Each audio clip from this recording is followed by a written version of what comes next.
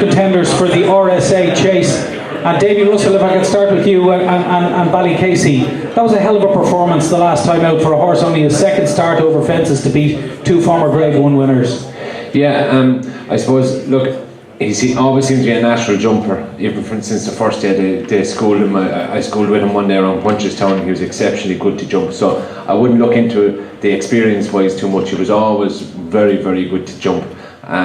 I just can't understand how Ballycasey's 4-1 and Carlingford Lough is 12-1. For me, you have to have 4 times as much on Ballycasey to get the same price, so it doesn't make any sense for me. Carlingford Lough was going to beat Ballycasey the last day. I don't think he's as strong as a finishers, Ballycasey. He missed the race last year through injury after being in Cheltenham, so like your chances of not getting a run are high, and your chances of a horse maybe that isn't their out and out stayer is what you need for this race isn't looking good either, which Carlingford Lough is. Corranwood is. I Ride Morning Assembly has done nothing wrong. Has done nothing wrong all year. But in my honest opinion, I think the horse that we need to get is Carlingford Lough. Davy, he's a similar profile, obviously, to the horse like Synchronised, who's made his way up through handicaps. I mean, he won the Galway Plate off at 129, and he's outrated. Are we going to get into that now? But he is a horse that is. No, we won't go into it in too much detail. But he's certainly, let's say, progressive. Yeah, there's no doubt. Look, come here. I'd say he's a horse that didn't run in a point to point, so he was always going to be behind the likes of Ballycasey, Corranwood. He would run over fences. Oh, no, I'm only saying the reason that he was lowly handicapped to start with is probably he was very inexperienced. So, and they were just getting him handicapped, basically. So, when they had him handicapped, he did start winning, and it'll just tell you how much he had in hand. And I still think he's got loads in the tank. He's trained by a very, very shrewd man. I'd love to get the stats on John Kiley with runners in England.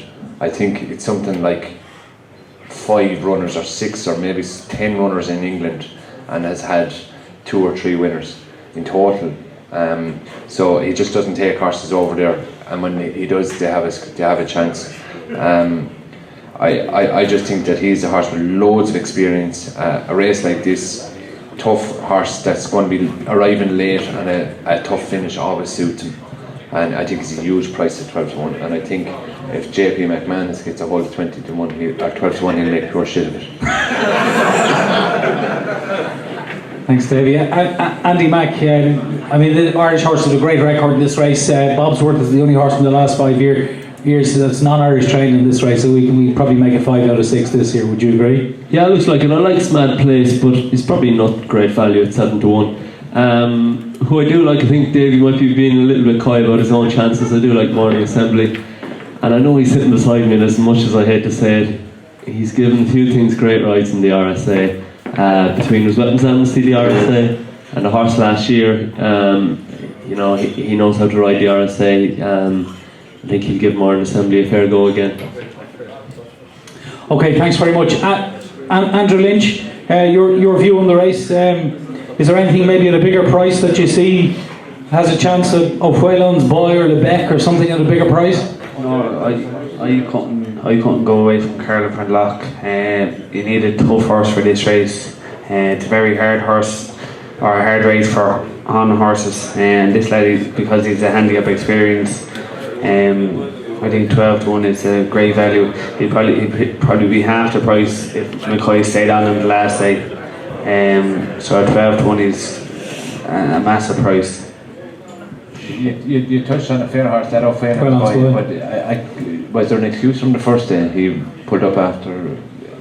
Not sure. He was. Rebecca said she's also wrong.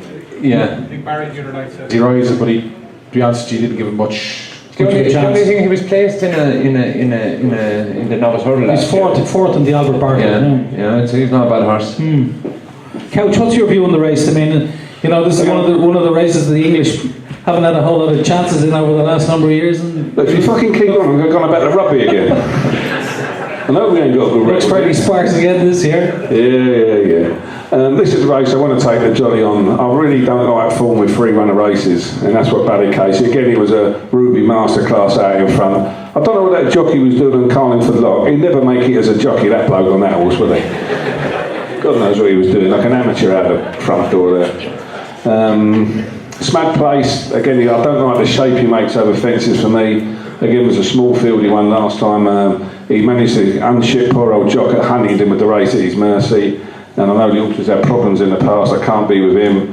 It really does pain me to say this, but Davy Russell is one of the best chase jockeys I've seen for the last 100 years, according to him, he's been riding. If we go back to 1903 when See You Then was in the Triumph Hurdle before he won his 3 champion hurdles. I hate to say it, Davy's brilliant last year. I thought he'd have won on any of the first 3. He is, unfortunately, I hate to say it, a great jockey.